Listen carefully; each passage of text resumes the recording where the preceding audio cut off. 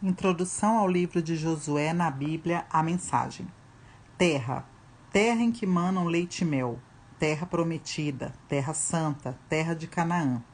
A terra, Josué, sucessor de Moisés na liderança de Israel, estava às margens do rio Jordão, pronto para entrar e conquistar Canaã, uma faixa de terra sem importância, espremida no meio de poderosas e antigas civilizações. Ninguém imaginaria na época que algo significativo poderia acontecer naquela terra. Esse pequeno e estreito pedaço de terra nunca teve importância econômica ou cultural. Servia apenas de ligação terrestre entre duas grandes culturas e economias, o Egito e a Mesopotâmia. Mas em breve, ela iria se tornar importante na consciência religiosa da humanidade.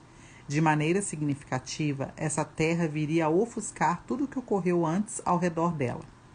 Durante quase 500 anos, o povo de Israel não possuiu uma terra. Os antepassados, Abraão, Isaque, Jacó e seus 12 filhos, eram nômades na terra de Canaã. A isso seguiu-se um longo período de escravidão no Egito, mais de 400 anos, uma libertação miraculosa liderada por Moisés e 40 anos de provação e preparação para que aprendessem a viver como povo livre sob a direção e a bênção de Deus. O povo acampado às margens do Jordão, no primeiro dia registrado no livro de Josué, havia passado por cerca de meio milênio de escravidão. Era uma multidão desorientada e sem lar, recém-libertados da escravidão. Era marcante a transição de escravos sem terra para proprietários de terras. Josué conduz a transição, iniciando pela conquista da terra, capítulos 1 a 12. Depois, pela distribuição de terra entre as 12 tribos, capítulos 13 a 22, encerrando com uma solene renovação da aliança, capítulos 23 e 24, que uniu o povo em torno da dádiva da terra e da adoração a Deus de quem eles haviam recebido a terra. Para a maioria dos leitores contemporâneos de Josué, o maior empecilho para aceitar sua narrativa como história sagrada é a estratégia militar de guerra santa, que traduzi por santa condenação. Matar todos os cidadãos das cidades conquistadas e destruir tudo o que possuíam, tanto animais quanto bens materiais. Massacre e destruição. Nenhum sobrevivente soa como um refrão. Olhando em retrospectiva a nossa história, pensamos, isso é terrível. Mas se pudéssemos voltar ao século XIII a.C., enxergaríamos a situação de maneira diferentemente, pois a cultura cananeia era ninho de cobras construído com sacrifício de crianças e prostituição cultual, práticas cruéis que vitimavam os membros mais inocentes e vulneráveis da comunidade, bebês e virgens, para manipular a Deus ou deuses em proveito próprio. À medida que o livro de Josué avança na história da salvação, iniciada na liderança e nos ensinamentos de Moisés, somos apresentados a pessoas e lugares, nomes de lugares e de pessoas, centenas deles. O que, em geral, consideramos assunto religioso. Ideias, verdades, orações, promessas, crenças, nunca subsiste por si só, à parte de pessoas identificadas e lugares reais.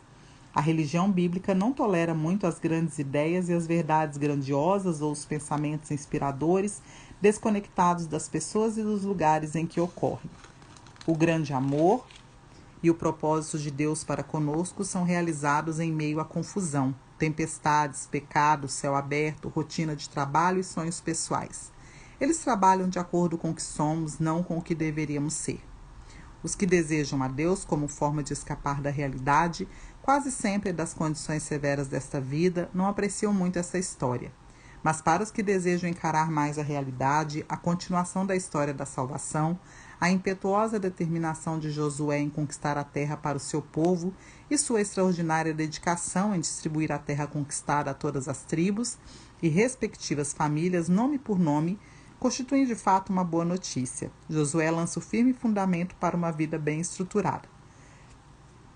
D. O autor provavelmente viveu 2 séculos depois de Josué, durante a época de Saul, o primeiro rei de Israel, ou pouco depois.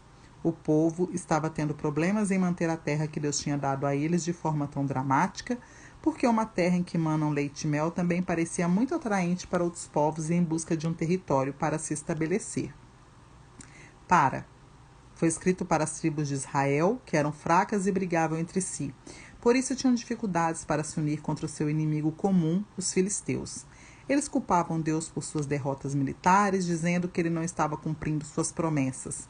Mas foram eles que quebraram a promessa. Eles diziam que confiavam em Deus, mas viviam como se Deus fosse irrelevante.